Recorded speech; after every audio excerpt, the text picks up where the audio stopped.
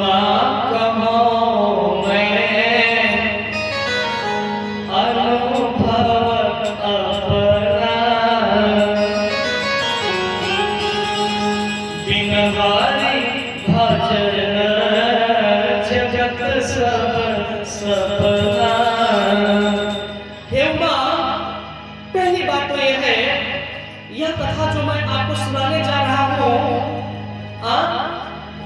ये वही कथा है जिसको महाराज व्यास जी महाराज, गुरुदेव महाराज श्री काकभुसुंडी जी ने अपने मुख से बखान किया और सुना। बिहग नायक गरुड़, यानी जो पक्षियों के राजा हैं, जिसके सामने वो काकभुसुंडी जी चेले के समान हैं, वैसे काकभुसुंडी जी महाराज कथा कह रहे हैं और गरुड़ जी सुन रहे हैं। सो हे दीजिए, वही कथा मैं आपको सुनाने जा रहा हूं। और इसमें मैं अपना अनुभव जो है, मैं अपना अनुभव भी आपको सुना रहा हूं। अब सावधान सावधान सुनो धरी मन को, अपने इस मोह को मन में धारण करके चुपचाप कथा सुनिए। जब जब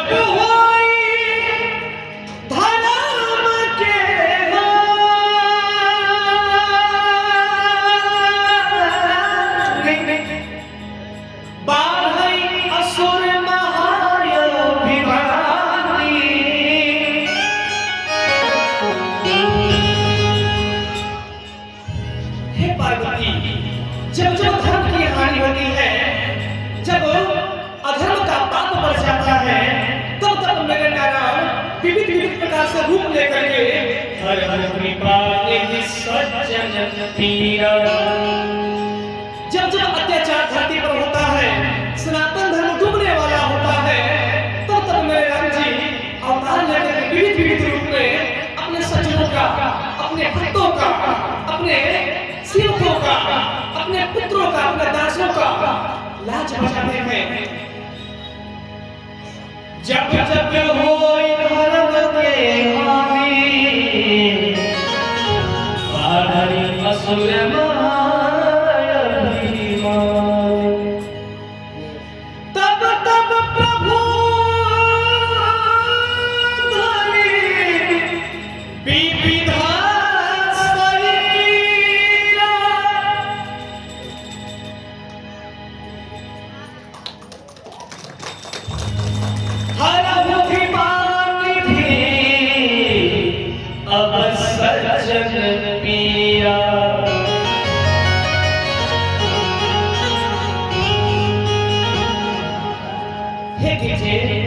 जब जब धर्म की हानि होती है और अधर्म का अत्याचार अति प्रबल हो जाता है, तब तब मेरे नारायण विविध रूप में कभी खंभे फाड़ करके, कभी बाला रूप लेकर के, कभी कृष्ण कन्हैया बन करके गाय चराते हैं, बरसाने में मुरली बजाते हैं, कभी राम रूप लेकर के डक्कर भटक करके नारायण रो करके लीला करते हैं, और कभी धर्म को बचाने के लिए कलयुग में भगवान अवतार लेने के लिए क्या करते हैं, वेद पुराण में लिख देते हैं कि मैं अब कलयुग में 12वां अवतार लूंगा।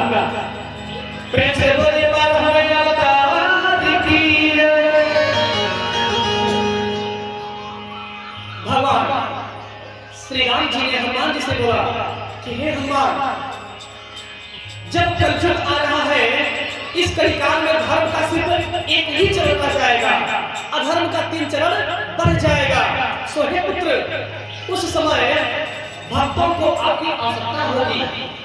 हे हनुमान, आप कलयुग के अंत तक रह करके अपने भक्तों का रक्षा करना और मेरे नाम डूब न पाए, मेरे नाम का, मेरे धर्म का प्रचार करना और इसकी रक्षा करना। हे हनुमान, यह तुम्हारी दायित्व है। श्री राम प्रभु ने हनुमान जी को सौंपकर चल दिए।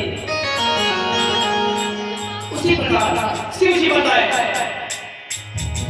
करी अनीति जाय नहीं बरने, श्री दही प्रधेनु सुंदर धरनी।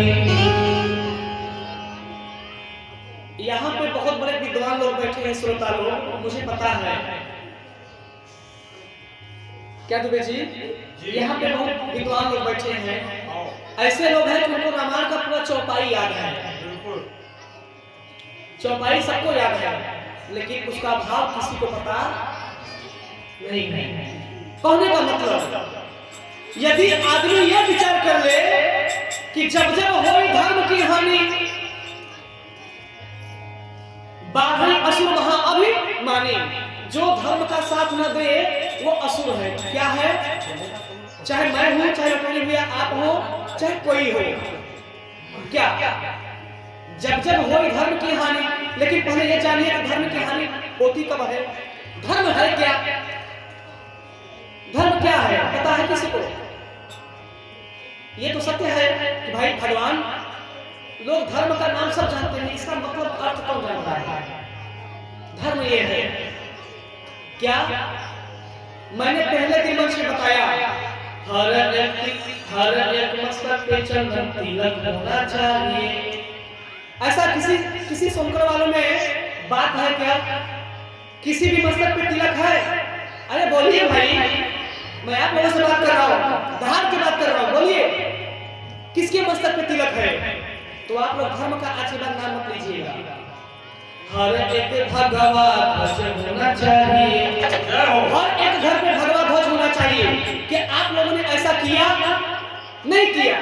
बोलिए किया नहीं किया? तो फिर पूजा पाठ भी करना बंद कर दीजिए, बिना मतलब टाइम पास है जी, नहीं किया जाता। अरे राम जी कैसे पहचान लेंगे कि हम सनातनी हैं हो? कैसे राम जी जानेंगे कि हम भक्त हैं उनके?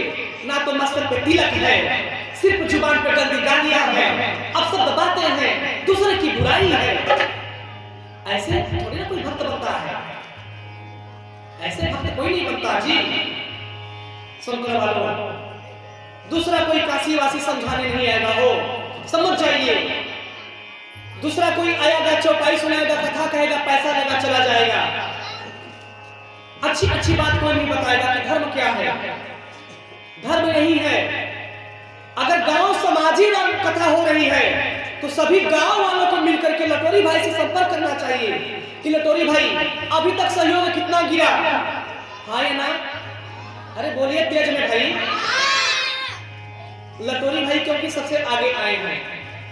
लड़का बोला था, बच्चे बोल रहे हैं, इंसान बोल नहीं पा रहे हैं। सबको बोलना चाहिए। अकेले बेचारा मेरा लटोरी भाई परेशान है। जा भाई तू चुप जी, लटोरी भाई मेरा आशीर्वाद है, या स्पीड से तुम्हारा आशीर्वाद है। बहुत धन्य हो तुम लटोरी भाई, तुम्हारे अंदर प्रेम अगर हर गांव वासियों के अंदर आ जाए तो सौगंध हनुमान जी महाराज का आज ही गांव राम राज्य बन जाएगा। लेकिन मेरे कथा कहने का कोई मतलब नहीं है। शांत रहिए महाराज, राधे राधे। मेरे कथा करने का कोई मतलब नहीं। कथा मतलब क्या? अरे भाई रोज रोज महाराज जो कहते हैं वही एक ही बतिया तो बताएंगे, यही ना है। और नहीं, अगर कथा एक मंच कथा मैं इसी मंच पे कर चुका हूँ, अगर बदलाव होता तो अब तक बदलाव हो गया होता, अभी तक बदलाव नहीं हो गया। इसका मतलब सुनकर वाले कभी समझ नहीं पाएंगे, कभी नहीं बदल पाएंगे, कभी नहीं कर पाएंगे। ये सुनकर वाले कभी नहीं कर पाएंगे जी। दूसरा मंच हो गया कथा का ये। लेकिन राम जी कहते हैं जब जब होई धर्म की हानि, बाघई असुर महाअभिमान। जब असुर अहंकार का रूप ले लेता है ना, तो उस समय राम जी को अवतार लेना पड़ता है। अधर्म क्या है मतलब कहने का? लटोरी भाई राम कथा करवाने में सबसे आगे आ रहे हैं। ए प्रभु बात मत करिए, कम से कम इस बेचारे का साथ तो दीजिए। जितने लोग शाम को हमारे पास हमारे आश्रम में बैठते हैं, 10-12 लोग तकरीबन 10-12 लोग बैठते हैं। पहले बड़ा काम करेगा तब छोटे लोग करेंगे। आज दूसरा दिन हो गया ना कथा का। मैं भी बड़ा भाग्यशाली कथावाचक हूँ कि कथा का 2 दिन हो गया, कथा का 2 दिन हो गया। लेकिन ये मेरा दुर्भाग्य है कि अभी तक गांव वालों का सहयोग लटोरी भाई के जेब में 1 रुपया नहीं आया कि आया है कुछ? बोलिए लटोरी जी, बोलिए, बोल डालिए। नहीं, यही संतोष तो आप पीछे हैं। ऐसा अत्याचार आप लोग मत करिए भाई। अगर सहयोग नहीं देना है, भगवान नहीं दिया तो बोल दीजिए लटोरी भी हम सहयोग नहीं। अच्छा, बोलने में क्या है? अगर सहयोग नहीं देना है तो बोल भी तो सकते हैं कि लटोरी भैया जीवन अपना टाइम बर्बाद मत करो, महाराज जी को नहीं दे पाएंगे, उनको विदा कर दो। ऐसा हो जाएगा कि नहीं? तो ऐसा मत करिए आप लोग। कम से कम कथा क्या, असुर तो मत बनिए भैया, सुर देवता बनिए, असुर मत बनिए। पूरे गांव वालों को पता है कि राम कथा हो रही है, पूरे गांव के सहयोग से, लेकिन आगे बस 3 बच्चे, मेरे 3 बच्चे इसमें मन से कथा करवा रहे हैं। एक लटोरी के लिए ताली हो जाए। दूसरा व्यक्ति है महेंद्र यादव, तीसरा व्यक्ति है आकाशी। दोनों बच्चों के लिए ताली, जोरदार ताली होनी चाहिए, जोरदार ताली।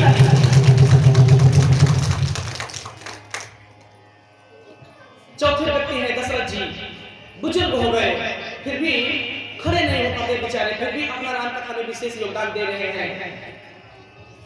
जामुन जी कहते हैं कि बूढ़ा भयो मैं तो करता हूं